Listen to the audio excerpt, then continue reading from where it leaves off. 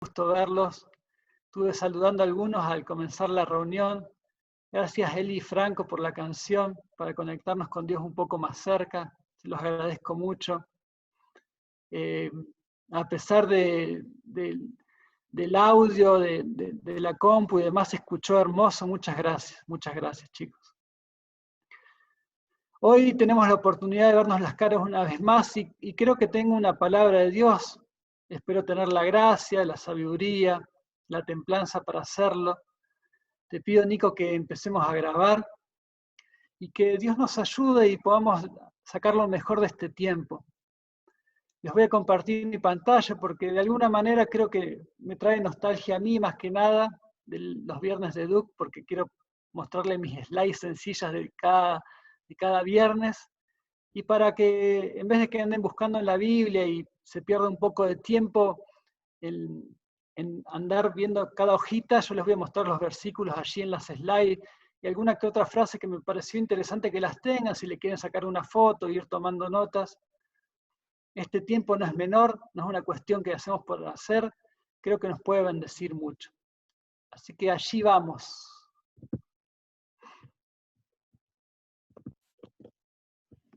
Bien.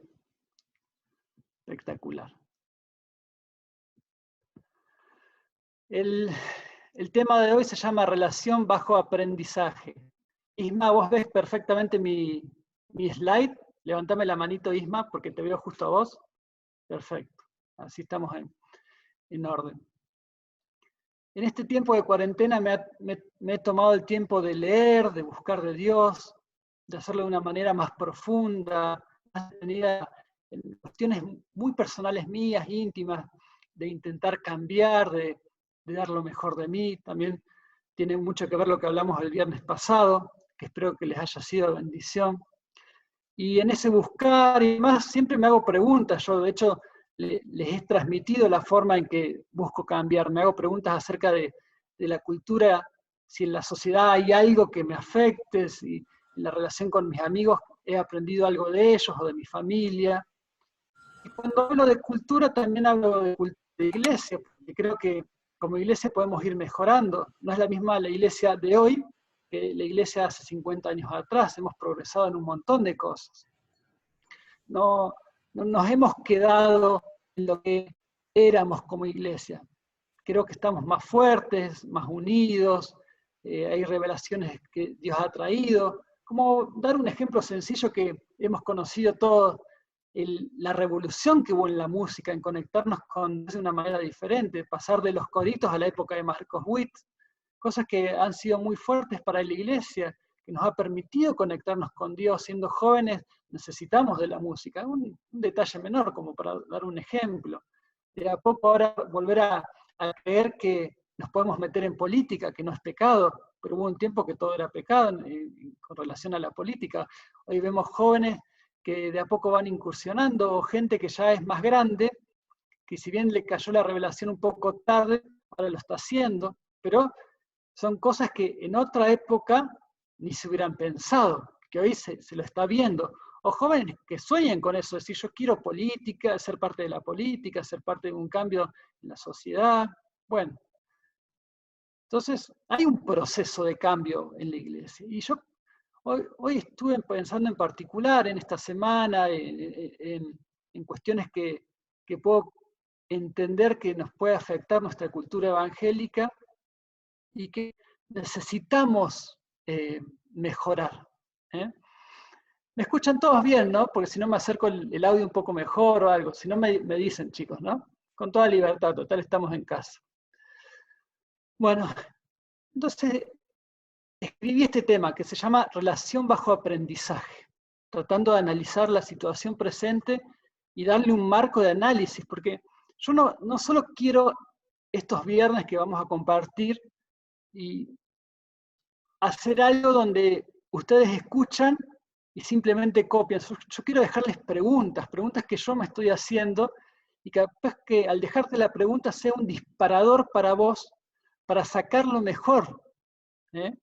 Un disparador que te lleve a cuestionarte cosas para bien y ejercer cambios en tu vida. No solo quiero expresarte mis conocimientos o lo que yo entiendo que está bien. Quiero también que vos puedas ir en profundidad y sacar vos conclusiones. Pensar vos, orar vos, hacer oraciones diferentes a Dios. No siempre andar llorando porque caíste en pecado, no te salen las cosas, sino ir vos al ataque y decir, Señor, yo quiero ser parte de este cambio en particular. Yo quiero lograr este cambio en mi vida, no solo hacia afuera, sino hacia adentro. Entonces, dejarte preguntas. Entonces, el título de esto que se llama Relación bajo aprendizaje es un juego de palabras. ¿En qué sentido? Estamos aprendiendo a relacionarnos con Dios de una manera diferente y a relacionarnos con la sociedad de una manera diferente y entre nosotros de una manera diferente. Pero a la vez es relación bajo aprendizaje porque nuestra relación con la gente, nuestra relación con Dios está presionada, hundida, con un peso por el aprendizaje que ya tenemos. Es un juego de palabras. Estamos aprendiendo, pero a la vez lo que aprendimos en el pasado presiona, hunde las relaciones que hoy tenemos, ya sea con Dios o con la gente. ¿Está bien? Por eso ese juego de palabras. La imagen que ven ahí es un filósofo con su grupo de discípulos. Te los dejo como curiosidad porque después vamos a ir avanzando sobre algo en particular. Bueno, en el libro de Jeremías, en el capítulo 30 que arranca, yo puse el 31, pero esto arranca en el capítulo 30, no puedo poner todo y leer todo porque sería terrible, pero en esa zona de la Biblia, en Jeremías capítulo 30 y 31, hay una de las analogías más fuertes de lo que significa el nuevo pacto, la relación con Dios aparte de Jesucristo. Pero, claro, como está en el Antiguo Testamento, Jesús todavía no había sido revelado, no lo habíamos visto cara a cara, la humanidad no lo había conocido. Pero hay una analogía muy fuerte, y los teólogos dicen que es una de las formas mejor expresadas en el Antiguo Testamento de lo que significa vivir el nuevo pacto. Vivir la relación con Dios a través de Jesús. Y hay unas frases que yo te quiero remarcar y algunos versículos que resumen de alguna manera este capítulo 30 y 31 de Jeremías, que tiene una hermosura y una profundidad por donde los veas, que necesito que lo leas y los estudies. Porque si vos te interesa la relación con Jesús en este nuevo pacto que estamos viviendo, de poder tener la posibilidad de llegar a Dios a través de Jesús, tenés que conocer esto. Y fíjate algunas cosas que dice. Recordemos, es el Antiguo Testamento, es un espejo de lo que íbamos a ver. No está revelado todo todavía, pero nos dejan algunas enseñanzas. Y dice así: pero este es el pacto que haré con la casa de Israel después de aquellos días, dice Jehová. Israel estaba en cautividad y Dios promete salvarlos y traerlos a libertad y les ofrece un nuevo pacto. Por eso les está hablando la casa de Israel. Ellos estaban en cautividad y Dios promete liberarlos de esa cautividad. Y dice que cuando los libere de esa cautividad, dice, daré mi ley en su mente y la escribiré en su corazón. En el nuevo pacto, nosotros tenemos escrito en nuestra vida, en nuestra mente, cómo debemos comportarnos. Es más fácil llegar a Dios porque de alguna manera el Espíritu Santo nos los revela. Y después sigue diciendo, es muy fuerte lo que dice acá, y después yo quiero hacer algunas salvedades porque si no, alguno me puede llegar a malinterpretar y que nos perdamos algunas cosas. Pero fíjate lo que dice y el poder de estas palabras. Dice, y no tendrán que enseñar más cada uno a su prójimo, y cada cual a su hermano diciendo, conoce al Señor, porque ya todos me conocerán, desde el más pequeño hasta el más grande. Perdonaré su maldad y no recordaré más su pecado. Dice, no enseñaré, no hará falta que cada uno enseñe a cada uno para que busquen al Señor, porque todos me conocerán. Muy fuerte, ¿no? Pero yo pensaba acerca de esto. ¿Es cierto que estamos viviendo de esa manera?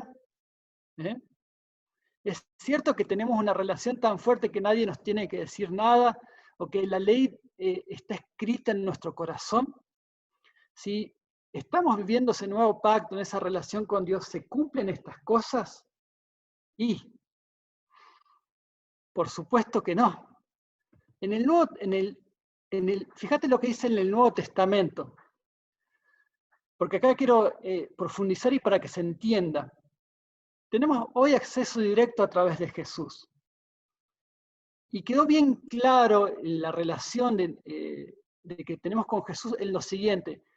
Hay mucha profundidad acá y uno tiene que conocer mucho la Biblia, pero a la vez lo hago a propósito. Y después me van a entender por qué me he metido hoy por primera vez en tanta profundidad bíblica cuando no lo suelo hacer. Pero necesito dejarte el misterio, de impulsarte a que vos lo hagas por vos mismo. Dice en Mateo 27, ya estamos en el Nuevo Testamento de la Biblia. Dice, he aquí, el velo del templo se rasgó en dos, de arriba abajo, y la tierra tembló, y las rocas se partieron. Cuando Jesús muere por nosotros en la cruz, y se sacrifica para que podamos llegar a nosotros a través de Él mismo, a Dios, dice que el velo se rompe. Bueno, mucha gente no lo sabe. Los que tenemos tiempo de cristianos y hemos estudiado la Biblia, sí. Pero ¿qué significa el velo? Ese velo de ese versículo. En el Antiguo Testamento, para llegar a la presencia mismísima de Dios, al lugar santísimo, dice que un sacerdote una vez al año podía llegar al lugar santísimo cruzando el velo que estaba en el templo. Había un templo físico, ¿sí?, donde estaban los sacerdotes, y un solo sacerdote, el sumo sacerdote, podía una sola vez al año acercarse a la presencia del Dios Altísimo, del Dios Santo. Una sola persona de todo el pueblo tenía esa posibilidad. Y era tan difícil acercarse a ese lugar santo que dice que le ataban una cuerda al sacerdote, al sumo sacerdote, por si moría en la presencia de Dios. Entonces, si moría, lo arrastraban, lo sacaban arrastrando del templo, lo sacaban de ese lugar santo que era cruzando ese velo, y decían, bueno, el año que viene pondremos a otro. Bueno, cuando Jesús muere, uno de los símbolos que deja marcado es que ese velo se rompe. Ese mismo día que Jesús muere y se sacrifica por nosotros, el velo en el templo se rompe, dejándonos la apertura de llegar a Él directamente. Y eso es lo que remarca Jeremías, que ahora todos podemos conocerlo, y que la ley empieza a estar escrita en nuestros corazones porque al tener una relación directa con Dios, ya no hace falta que continuamente nos digan qué hacer, porque Dios nos habla todos los días. Antes solamente el sumo sacerdote tenía esa posibilidad magnífica de tener ese tiempo, ver al Señor y que ese día tal vez le muestre alguna revelación para todo el pueblo. Por eso a veces tenían profecías los sumos sacerdotes. Entraban ese día, al día de la expiación, donde liberaban a todo el pueblo del pecado, y capaz que ese día Dios le traía una revelación al sumo sacerdote, el sumo sacerdote salía y se lo contaba a todo el pueblo, ¿sí? Por eso, por ejemplo, en la época de Jesús, el sumo sacerdote recibe una revelación de que un hombre de Israel iba a morir a favor de todo el pueblo. Si ustedes leen toda la Biblia, van a encontrar eso en el Nuevo Testamento. Ya el sumo sacerdote sabía que un hombre iba a morir por todo el pueblo. Lo que pasa es que lo entendió mal, y por eso matan a Jesús. A la vez cumplió la palabra, pero lo hizo con mala intención. Pero le había llegado la revelación al sumo sacerdote. Pero eso lo tenía un solo hombre. La posibilidad de saber qué Dios decía lo tenía un solo hombre. Luego de la muerte de Jesús, todos tenemos la posibilidad de conocerlo, de amarlo, de tener una revelación para nuestras vidas, de ir más profundo, de conocer el camino que Él quiere para nosotros los próximos 10 años, 20 años, que nos va marcando un camino. Pero antes no era así. Ahora bien, si me entendieron eso, yo hago la siguiente pregunta. ¿Es cierto que estamos viviendo de esa manera? ¿Es cierto que tenemos una relación tan profunda con Dios que la ley está escrita en nuestro corazón, nos comportamos de manera diferente, que Dios nos revela cosas? No, yo creo que no. En promedio, en general, hablando en general, no es que justo estoy mirando a alguno y digo, él no es así. Yo hablo en general, lo veamos como cultura de iglesia, cultura evangélica. Yo en general veo que tenemos un cristianismo bastante paupérrimo en algunas cosas. Y no hemos avanzado todo lo que Dios querría que avancemos, porque nos hemos acostumbrado al modelo anterior, al del sumo sacerdote, una sola persona que entra a la presencia del Señor y nos dice qué hacer. Todavía seguimos creyendo que hay un velo. Todavía seguimos creyendo que hay un velo. Tenemos un montón de cristianos que dependen siempre del otro para avanzar, cristianos que si da esta situación de cuarentena se ven muy perdidos, con ansiedad muy fuerte, no saben qué hacer de sus vidas, si continúan estudiando, si dejan de estudiar, llenos de preguntas, esperando nuevamente que haya una reunión que les salve las vidas, una reunión como esta. Y quiero que no me malinterpreten, porque si no, significa, Guille, entonces que no necesitamos. A ver, discúlpenme un momento. ¿Me escuchan? ¿Me escuchan bien? Sí, se traba un poquito de vez en cuando, pero sí, en general sí. Sí, porque me acaban de prender algo que puede ser que me apague la compu, por eso pregunto. Entonces yo me preguntaba, ¿será? Si no me dicen por el chat, voy a hacer una pausa y me fijo. ¿Están todos escuchando, chicos? Sí, se escucha. Bueno, perfecto, se escucha.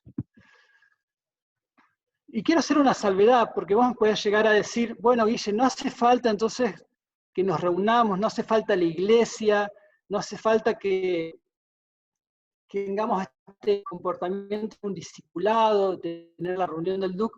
No, una cosa no quita la otra. No es que ya no nos necesitamos y simplemente necesitamos la relación con Dios, porque Dios también le dio vida a su iglesia en Jesucristo. ¿Eh? Es importantísima la iglesia, importantísimo el discipulado. Lo que pasa, que una gran parte de gente creó el modelo del superhombre. ¿Qué es el modelo del superhombre? Una persona que está a cargo y hace todo por el resto de las personas, que es como el sumo sacerdote. Es la persona que tiene que estar presente y dar la revelación del momento. Es la persona que tiene que ir hacia Dios, subir al monte y bajar con una revelación para todo el resto, decirles cómo se tienen que comportar. Y cuando no está ese superhombre, puede ser o el super pastor, o el super líder, o el super líder del DUC, o el super líder del discipulado. Cuando no está ese hombre, las personas empiezan a no hacer nada de lo que tendrían que hacer. Necesitan una especie de control, necesitan siempre la revelación del momento que surja de otro y no de ellos mismos, de esa relación con Dios. Y se va perdiendo la construcción que deberíamos tener con el Señor. Entonces yo quiero hablar de algunas cuestiones, porque si el velo se rompió y tenemos la oportunidad de llegar a Dios, hay algunas conductas que tenemos que cambiar para poder encontrarnos con la mismísima presencia del Señor en este tiempo. Bien. Yo quiero darte rasgos generales, vamos a arrancar y después vamos a ir profundizando, porque es muy interesante el tema. Si me vas siguiendo, creo que te va a servir un montón. Este modelo de superhombre genera, en rasgos generales, dos cosas, y que yo lo he vivido en algunas etapas del DUC, como líder. Primero, no existe un superhombre porque eso destruye emocionalmente y físicamente a los líderes, ya sea el pastor, el líder del discipulado. Cuando toda la gente solamente descansa en que el otro cumpla la función de sumo sacerdote, eso destruye al líder, físicamente, emocionalmente. Cuando vos tenés un montón de gente que te pide consejo y a la vez no lo hace y se enoja con vos cuando no le das el consejo que estaban esperando, cuando esperan que vos siempre tengas la última revelación del momento, cuando no esperan, no saben detenerse a ver si vos tenés familia, trabajo, poner en orden tu casa, si estás bien económicamente. Entonces, tenés un montón de gente que pone todas sus cargas y descansa en vos, eso destruye al líder. Porque no está preparado el nuevo pacto para ser así. Nosotros nos gusta todavía que haya un sumo sacerdote que le atamos una cuerda lo mandamos al lugar santísimo y que si se muere lo arrastramos para poner al próximo sumo sacerdote. Y eso genera otra cuestión. Mata espiritualmente a los que delegan la responsabilidad continuamente. Y vuelvo a hacer la salvedad. Por favor, entiéndanme, no es que la iglesia no necesitamos la iglesia, no, es que, no significa que no necesitamos el discipulado, no significa que no necesitamos el DUC, no significa nada de eso. Significa que tenemos que tener el equilibrio que Dios nos demandó, que es aprender por nosotros mismos y construir la relación con Dios. No hay hombre sobre la tierra que pueda tener un superpoder, porque eso también, si vos estudiás la historia de la iglesia, gente que ha tenido mucho poder en la iglesia se autodestruyó, ya sea o moralmente, porque vieron que tenían mucho poder, o físicamente se terminaron enfermando y muriendo, o emocionalmente, gente con ataque de pánico, líderes con ataque de pánico que tan presionados y tienen que hacer tanto en su agenda porque la gente es tan demandante que llega un momento que ya la mente, las emociones no les da. ¿Sí? No les da. Hay algo que no está funcionando allí. Y después tenés un montón de gente que se sienta en la iglesia y escucha, pero no crece. Están allí una y otra vez, pero no crecen. No florecen espiritualmente. Siempre tienen un Dios metido en la obra del otro y no un Dios revelado que solamente se revela cuando te encerrás en la vida. De alguna manera siempre volvemos atrás a lo que era la misa en latín de los católicos de la Edad Media. Te puse una fotito ahí. ¿Saben cómo era la misa en latín? Solamente los sacerdotes sabían el latín y la daban la misa de espalda a la gente.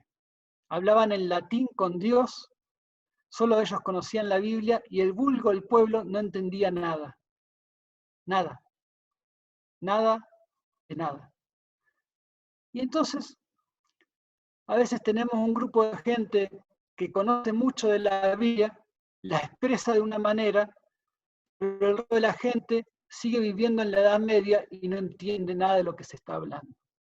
Porque cuando uno no construye por sí mismo, después cuando va a escuchar algo que es muy complejo, se pierde allí. Es como cuando vos vas a una clase de la facultad y escuchás un tema nuevo. ¿Te parece chino básico? ¿No les pasó? Vas a la primera clase de una materia difícil. Empieza a dar el profe y es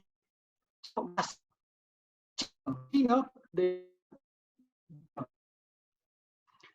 ¿Cuándo vos empezás a entender? Cuando vas a tu casa y estudias y volvés y haces una analogía, unís lo que dijo el profesor con lo que vos ya estás estudiando y ahí se empieza a entender. Antes no. Bueno, acá está sucediendo lo mismo. Este modelo destructivo de, por ejemplo, la misa en latín, ¿saben cuándo se rompió? Y la gente empezó a comprender más. Cuando vino Lutero, chicos. ¿Y saben qué hizo Lutero, entre otras cosas?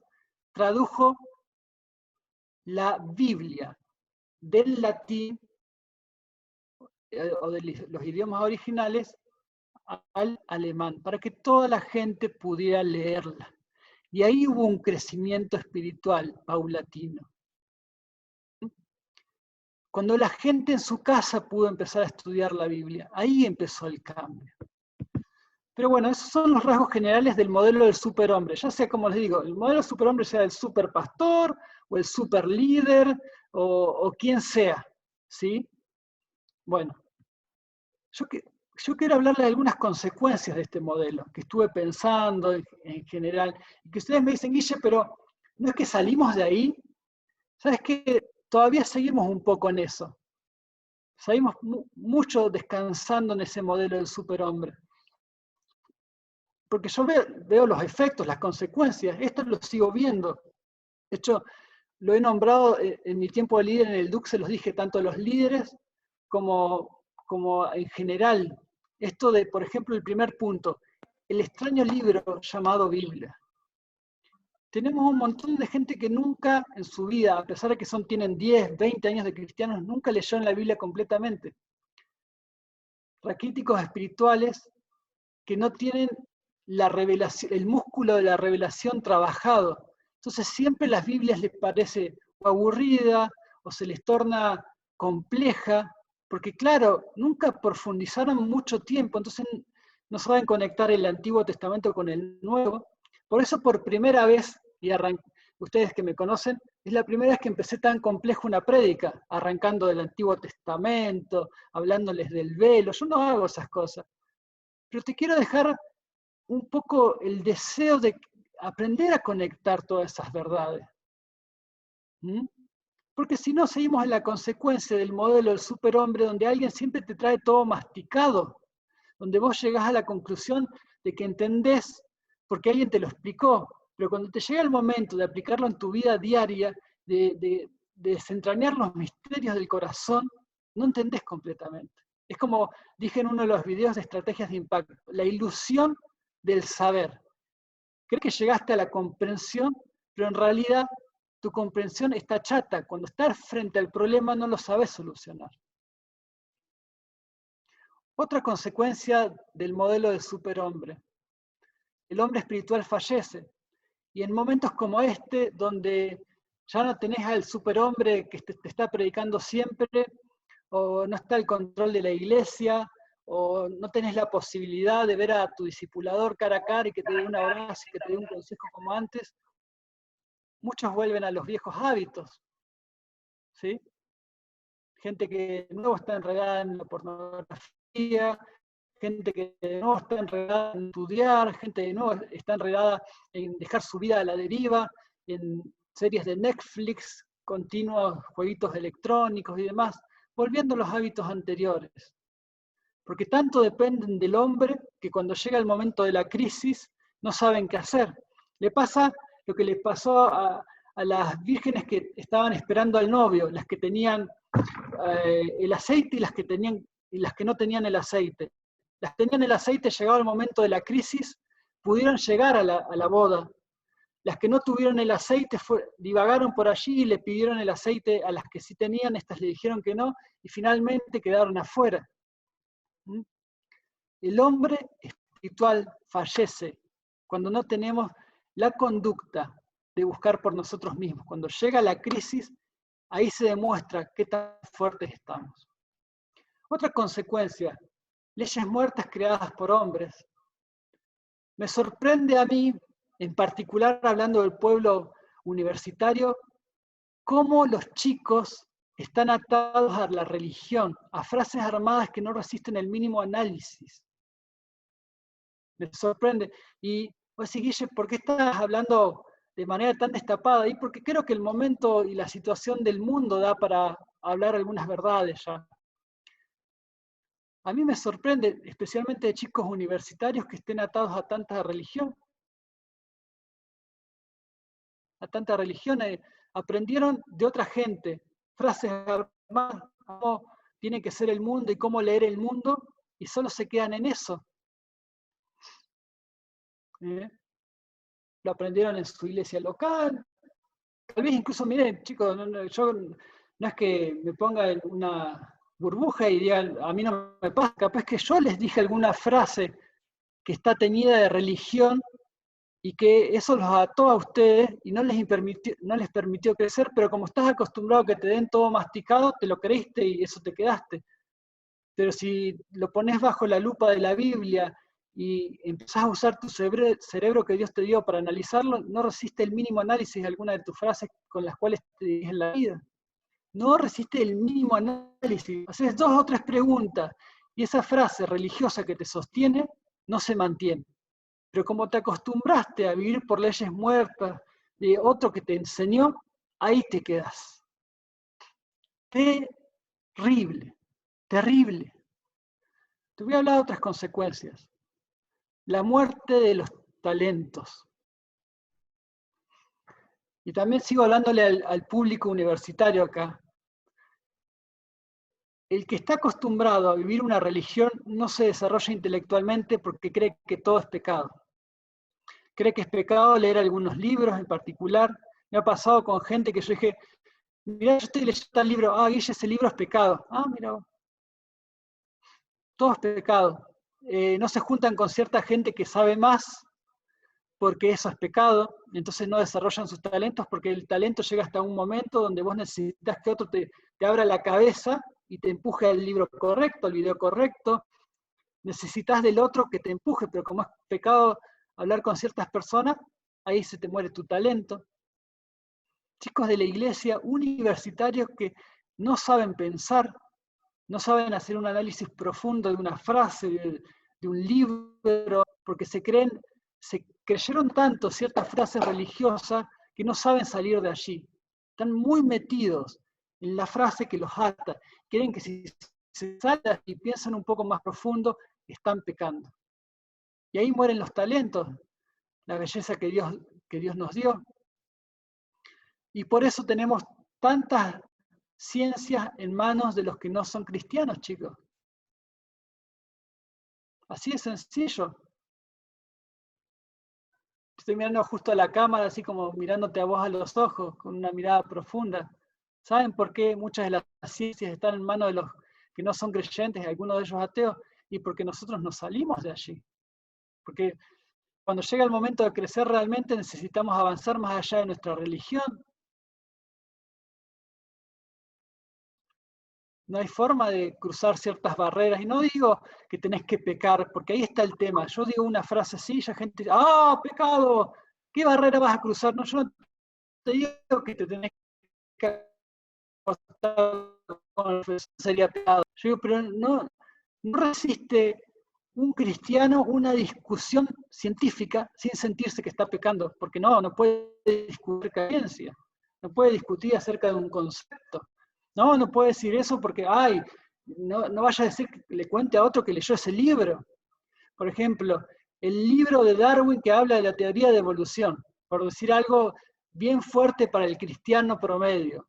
¿Saben, chicos? Yo me lo leí ese libro. Y de hecho, lo cito en mi propio libro algunas veces. ¿Mm? Pero tienen que saber algo, chicos que estudian biología, se tienen que estudiar ese libro y desmenuzarlo. ¿Qué le vamos a decir a un universitario que estudia biología? Que no estudie ese libro.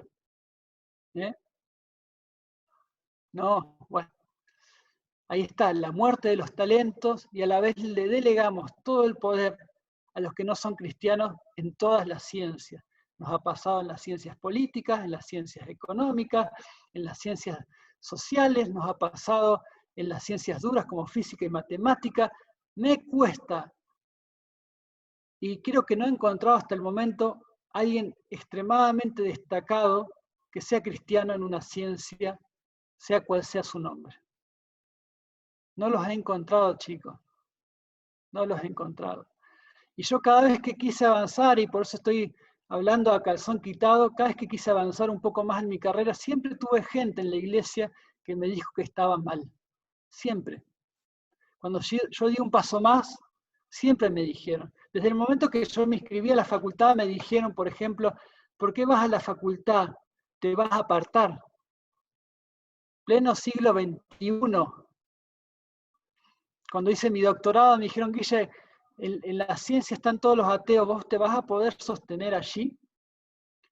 Cuando quise hacer un viaje al exterior, por primera vez, un líder muy fuerte me dijo que por qué iba a hacer algo así, por ejemplo. ¿Qué iba a pasar con la iglesia?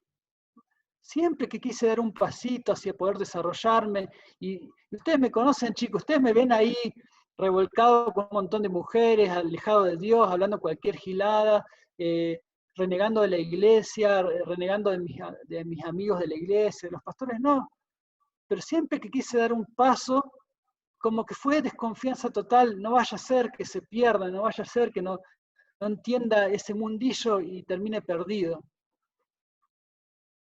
Religión, muerte de los talentos. Por eso no tenemos gente que se destaque en ninguna ciencia. Otra consecuencia del modelo del superhombre, donde posicionamos a alguien y lo adoramos, porque recordando a medida que escribía esto, recordaba una vez que estaba de Ujier y llegó un hombre, vamos a llamarle famoso, porque famoso evangélico, y yo tuve que hacerle un cordón para que pueda pasar. Casi me pasan por encima a todos los evangélicos, porque le querían tocar. Y eso no fue hace 40 años, 50 años, me pasó hace poco. Ese es el modelo del superhombre, que llega hasta el extremo de que más que admiración es adoración. Para pensarlo nomás, ¿eh? Son cosas que necesito que todos pensemos, que analicemos, chicos. Los invito al análisis, a crecer, a buscarle la vuelta a esto. Otra consecuencia del modelo es la desconexión de la gente. El evangélico promedio no sabe conectarse con el no cristiano. Tiene un mal tan evangélico, tan limitado, que cuando se sale de eso, no se sabe conectar. No se sabe conectar. Llega al punto donde cuando el otro empieza a hablar de sus sueños, de sus motivaciones, de libros, de otras cosas, el evangélico promedio huye despavorido y no se logra conectar allí. Por eso muchas veces no logramos predicarle al otro porque no sabemos conectarnos con esa persona. No sabemos conectarnos en donde él está, lo que él necesita, y no sabemos amarlo porque cuando empieza a hablar en su idioma, en el idioma de la sociedad, en vez de comprender y poder ser parte de eso para escucharlo, como no se adecúa a lo que nosotros somos, ahí huimos. Estamos muy limitados. En particular, cuando he hecho actividades he hecho actividades evangelísticas en el DUC, muchas de las últimas, me ha sorprendido que hemos invitado a 5 o 6. Hemos gastado miles de pesos para poner en escena y hacer algo diferente, y invitamos a 6, 7 chicos. Sí, exagerar, porque yo tengo esos números. Nos ha pasado, sí es cierto, una vez nos pasó que vino 40, pero las últimas reuniones, 6, 7 chicos, y eso habla de la desconexión que tenemos de la gente. No podemos predicarle el amor de Dios ni siquiera invitarlos a una reunión preparada para ello. Hay algo que tenemos que mejorar, porque si eso no nos enseña lo que está sucediendo, por lo menos no nos muestra algunas consecuencias, y no estamos entendiendo nada. Estamos desconectados de la gente que no es evangélica, porque nuestra subcultura es demasiado fuerte para sostenernos a nosotros mismos, pero dejamos a los otros ver. Nos entendemos entre nosotros, hablamos un idioma entre nosotros, predicamos entre nosotros, pero cuando llega el momento de invitar a alguien, quedan afuera. Y otra consecuencia, no existe una unidad real. Cuando queremos crear una actividad que sea mayor, a largo plazo, nos quedamos a pata, porque estamos muy acostumbrados que un superhombre lleve toda la carga, haga las cuentas económicas, exprese el plan, ponga la fuerza de trabajo, que cuando es a muy largo plazo, siempre ese hombre en algún momento se queda solo. Cuando es una actividad que dura 2 o 3 semanas, sí, tenés gente seguidora que ayuda y pone el hombro, pero cuando es una actividad a largo plazo nos quedamos a pata. Entonces no hay una unidad real donde podamos hacer un efecto de ola que se transforme en tsunami y afecte a la sociedad.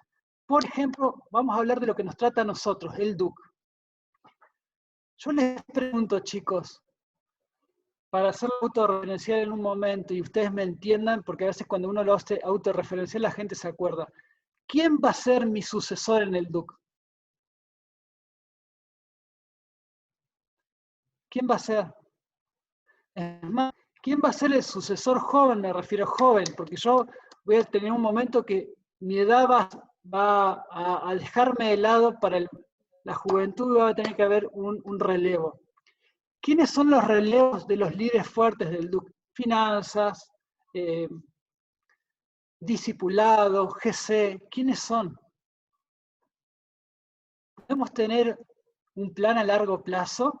¿O cuando la generación vieja ya no esté, esto va a morir?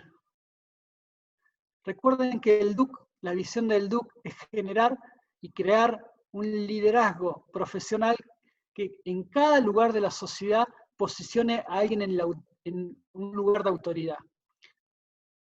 Que tomemos las ciencias para Cristo, los lugares de autoridad de gobierno para Cristo. Y eso es un plan a largo plazo, chicos. ¿Quién va a ser? ¿Serás vos? ¿Te vas a preparar para ello? Si estamos en el modelo del superhombre, siempre vas a esperar que continúe la persona a cargo, pero todos tenemos fecha de vencimiento, chicos. Ya sé que porque Dios me lleve antes de la cuenta, yo no sé, el día de mi muerte, yo por fe creo que Dios me va a dar fácil hasta los 80, fácil, que eso es lo que yo creo. Y siempre, desde joven he tenido esa sensación de que me voy a morir viejo, pero ¿y si no? ¿Quién va a ser el sucesor? ¿Quién se va a poner en el hombro el prepararse intelectualmente a lo más que le dé la cabeza, estar en santidad, amar a la iglesia, formarse en cosas que yo no sabía, como era liderazgo, amar a la gente? Me he preparado en un montón de áreas, chicos, para estar donde estoy. ¿Quién es mi sucesor? ¿Quién va a seguir con todo esto? ¿Quién va a tomar la posta en cada uno de los lugares que hoy estamos llevando adelante? ¿Quién va a abrir nuevos lugares y nos va a enseñar el camino de lo que va a ser el DUC o el grupo de universitarios, sea como se llama, en unos años? Hacer. Te puedo asegurar lo siguiente, y porque a veces hablamos mal de esto y tenemos una incorrecta interpretación. No significa que Dios mágicamente va a levantar a alguien si alguien no se prepara. Cuando no tenemos gente preparada y tenemos un pueblo que siempre espera del modelo del superhombre, mágicamente no se va a levantar a nadie. Dios siempre ha puesto en lugares de autoridad a gente que se preparó para ese lugar. Y si Dios te está llamando a conectarte mejor con Él, y vas a tener que tomar vos ese lugar. Por eso te hago estas preguntas. ¿Realmente hay una unidad real donde tenemos un plan a largo plazo que se va a sostener? Actualmente yo, por momentos que tengo tendencia de racionalizar todo, diría que no. Pero espero, obviamente, espero en el Señor y en esas puertas abiertas donde Él muestra a la gente indicada y a los futuros líderes, y trabajo para eso. Pero esto tiene que ser un llamado de atención. ¿A qué nos ha llevado la subcultura que tenemos? ¿Y dónde tenemos que los cambios para que podamos ser más efectivos y más poderosos en todo lo que Dios nos está dando? Porque viene un poder sobrenatural del Señor. Pero tenemos que ser las vasijas preparadas para que ese poder se manifieste. ¿Hacia dónde vamos? Bueno, yo quiero pasar a otro punto. Después voy a dar tiempo para preguntas y demás. Este modelo de aprendizaje no es solamente en la iglesia. Estos días me puse a pensar por qué tanta gente está abandonando la facultad. Y yo te digo por qué, no solo al verlos al grupo universitario, sino que yo tengo alumnos que están abandonando las carreras. ¿Por qué les está costando tanto sentarse a estudiar? ¿Por qué están arrancando una clase y se van a tomar mate? Creo que lo más rápido que tenemos y la conclusión más rápida que podemos llegar a decir, lo que pasa es que las clases de los profes son aburridas. Pero a mí me gusta ejercer una práctica, me gusta llegar a la respuesta fácil. Me gusta pensar más allá de lo que vemos a simple color de piel, a simple superficie de piel. No hay una respuesta sencilla a eso, hay algo más profundo detrás de esto. No es que solamente es la clase aburrida, o que la pandemia, o que la conexión a internet no es la mejor. No, sucede lo mismo que en el modelo de superhombre. Se ha creado un modelo donde el profesor tiene toda la responsabilidad del aprendizaje del alumno. Toda la responsabilidad del aprendizaje del alumno.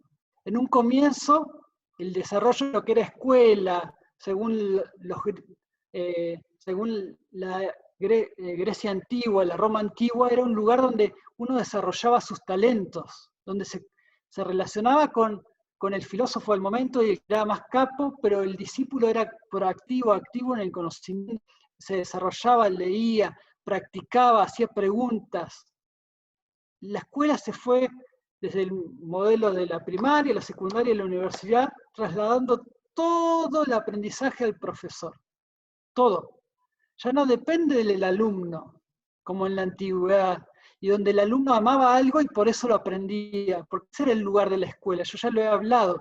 El lugar donde uno iba, que era escuela, el significado era un lugar de tranquilidad, de desarrollar un hobby. Ese era el significado de la escuela.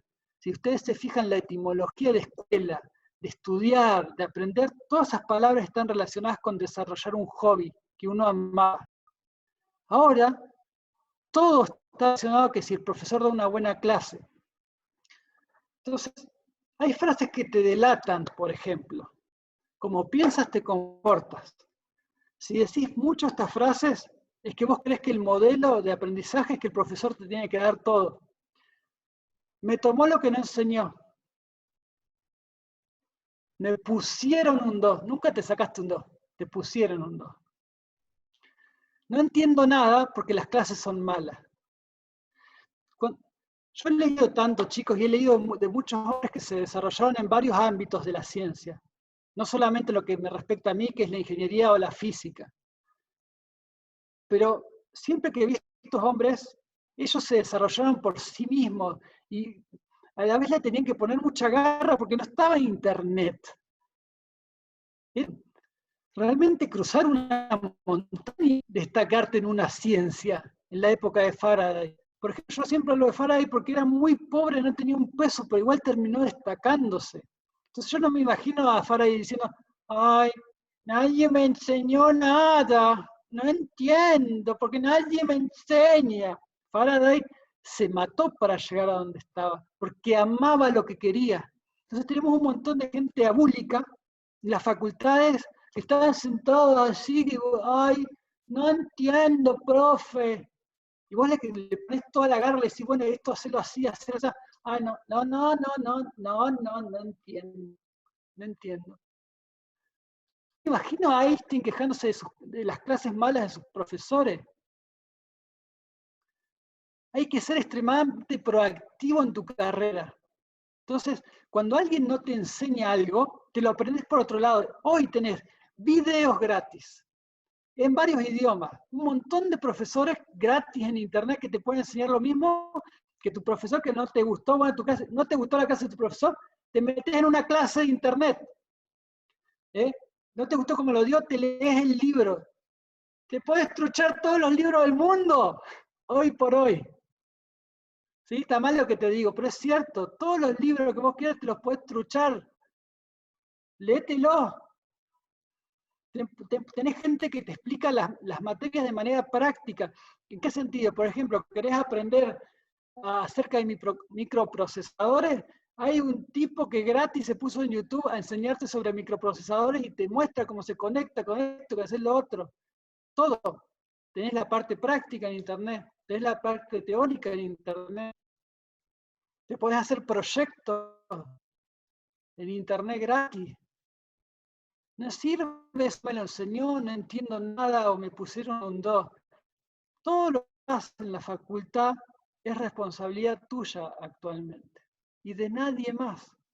Porque vos te tenés que enamorar de tu carrera y hacerlo apasionado. Y si no le buscas la vuelta por un lado, le buscas la vuelta por el otro. Y si no volvés loco al profesor, si no volvés loco a esos de YouTube que enseñan gratis. A mí me ha pasado preguntarle a uno de esos de YouTube o de los blogs y te responden gratis. Gratis. Porque claro, tienen más vistas y eso les abre las puertas a ellos económicamente, lo que sea, pero responden. O porque les da una especie de orgullo intelectual que alguien les pregunte y ellos responder. Hoy por hoy ya pasó el tiempo donde te quedás a mitad de camino y le echás la culpa a otro de que tu carrera no progresa. Por eso al finalizar, tenemos gente que nunca llega al máximo potencial en sus carreras, porque les queda ese modelo de profesor. Entonces cuando van al trabajo, agarran al jefe o al compañero de al lado el que les tiene que solucionar los problemas. Siempre está ese modelo. Hay alguien que tiene que tomar la responsabilidad de tu quietud y solucionarte el problema. Tanto en la iglesia, el modelo del superhombre, como en la facultad, en la secundaria, el modelo del superprofesor. Y que cuando no te funciona lo espiritual, es culpa del líder.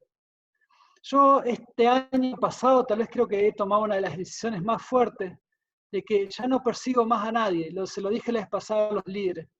Si vos me necesitás, yo voy a estar allí. Pero perseguir a gente que no quiere cambiar y que encima se enojan cuando le das un consejo y creen que uno está al vicio, que no hace nada con sus vidas. Nunca más, chicos. Yo ya he decidido dar mi tiempo y mi amor y mi cariño a la gente que lo valora.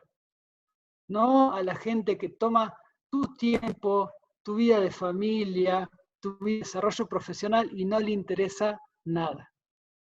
¿Mm? ¿Me escuchan? Perfecto.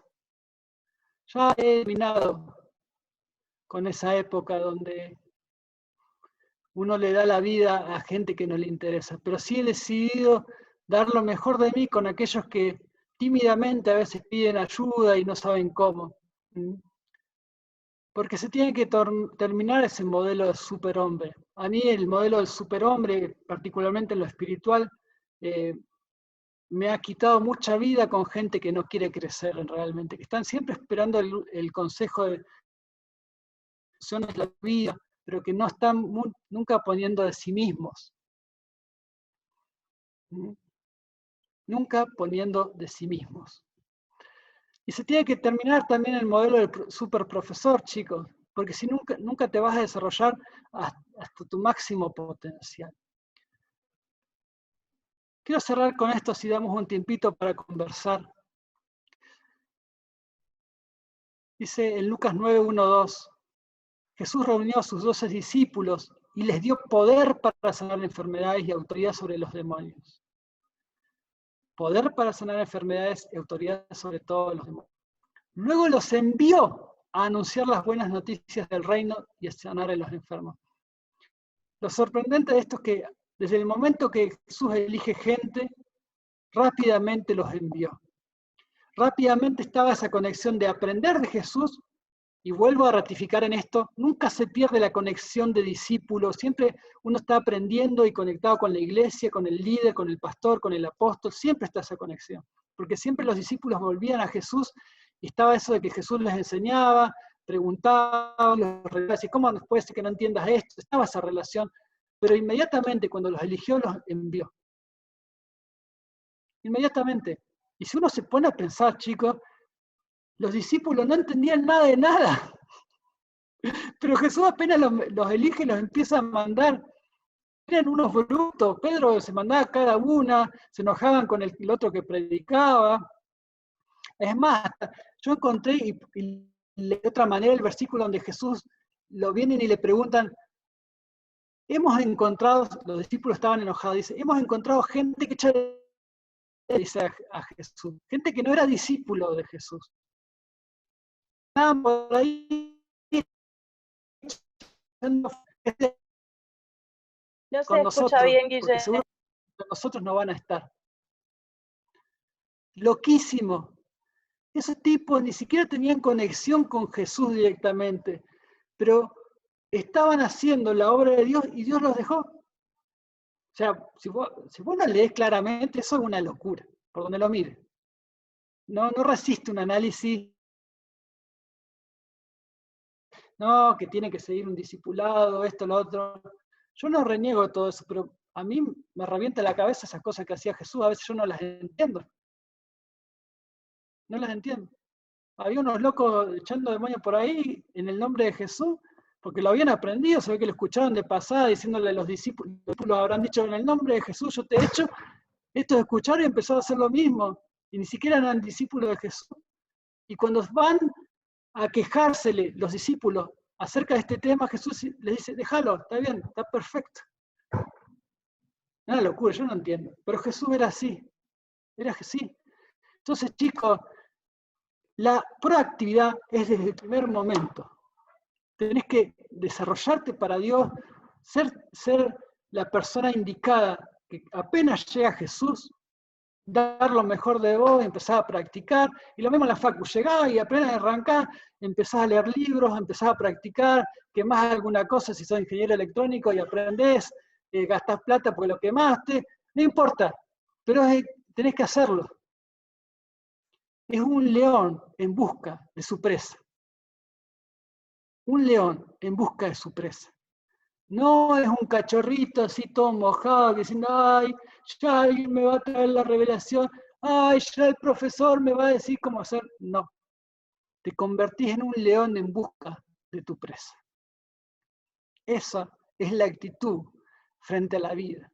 Con todo lo que estuvimos hablando, que vos obviamente tenés que hacer un análisis, en algunas cosas yo me habré equivocado, no me habré expresado bien, pero ahí está tu tema. Tenés que ir, sentarte en tu casa y averiguar cuál es la verdad de todo esto.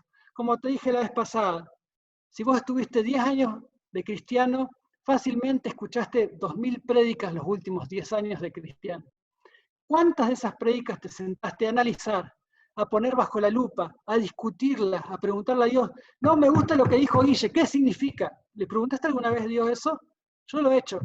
No me gusta lo que dijo tal pastor. ¿Está bien, Señor? ¿Dónde está en la Biblia? ¿Por qué esto? Y te pones a analizar en profundidad. ¿Cuántas veces de las 2000 prédicas que escuchaste en los últimos 10 años te fuiste hasta lo más profundo a tratar de sacarle el jugo? ¿Cuántas? Señor, te damos gracias por este tiempo. Yo te pido que nos bendigas y nos enseñes, nos muestres el camino. Que tu presencia sea la que nos traiga revelación y que podamos llegar al momento de poder dar lo mejor de nosotros, porque te hemos visto cara a cara. No porque nos cruzamos un hombre, un profesor o quien sea, sino porque nos cruzamos con vos y nos trajiste la revelación justa. Te lo pedimos en el nombre de Jesús. Amén y amén.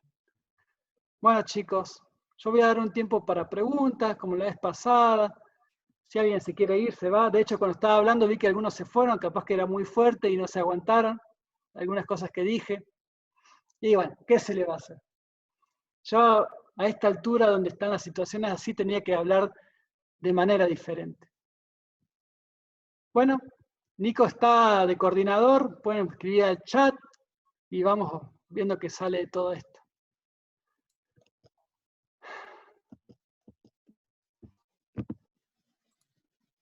Ahí está. Si alguien quiere hacer una pregunta, acotar algo.